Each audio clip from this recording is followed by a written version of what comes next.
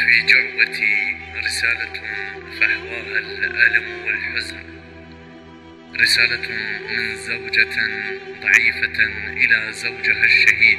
مضمون الرسالة: زوجي وعزيزي وروحي وقلبي وحياتي وكل ما أملك، أبعث لك رسالتي هذه. زوجي، أنا أنتظر منك الرد، ترد علينا وحشتنا. أنا على يقين إنك تسمع همسي وترى شخصي، لكنني لا أراك، ويزداد اشتياقي لك يوما بعد يوم.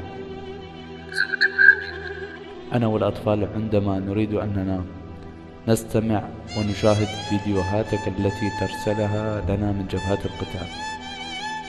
عند مشاهدتنا للصور والفيديوهات نحس بأمان وكأنك موجود بقربنا، وننام بأمان.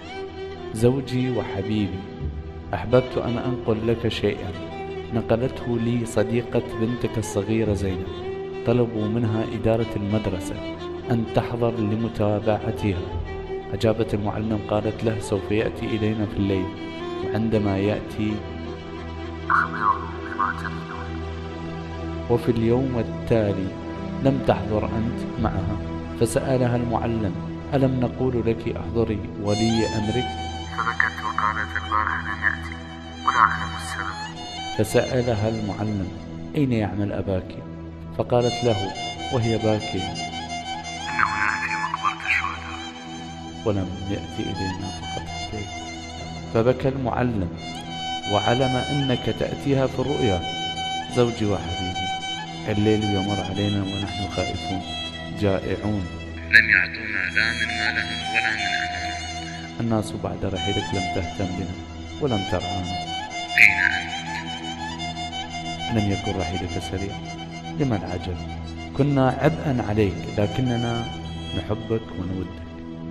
زوجي العزيز، أطلب منك الرخصة، سأستعين بجارتنا وأستعير منها ماكينة الخياطة حتى أعمل لسد قوت الأطفال، وعلي تسديد فواتير البيت المؤجر وفواتير المدرسة. زوجي وحبيبي، أن أولادك هم أمانة في عنقي ليوم الدين. سأعمل جاهدة على أن لا أحرمهم من شيء، وسأكون لهم كل شيء. زوجي العزيز، هيبتك محفوظة وسترك مصون ورأسك مرفوع، ولا تهتم بنا، لكن علي أن أخبرك: في شهر رمضان جاءوا لنا بالصدقات وكنت أرفضهم، لأنك حر شهم بطل، لا تقبل علينا بالصدقات. زوجي وعزيزي، لا من الناس شيئا، فقط رؤياك، فتفضل علينا ولو بضيف، حتى وإن كان بطرفة عين. سأعلمك بشيء مهم: إن رؤياك هي الأمان من الخوف والشبع من الجوع، فلا تبخل علينا.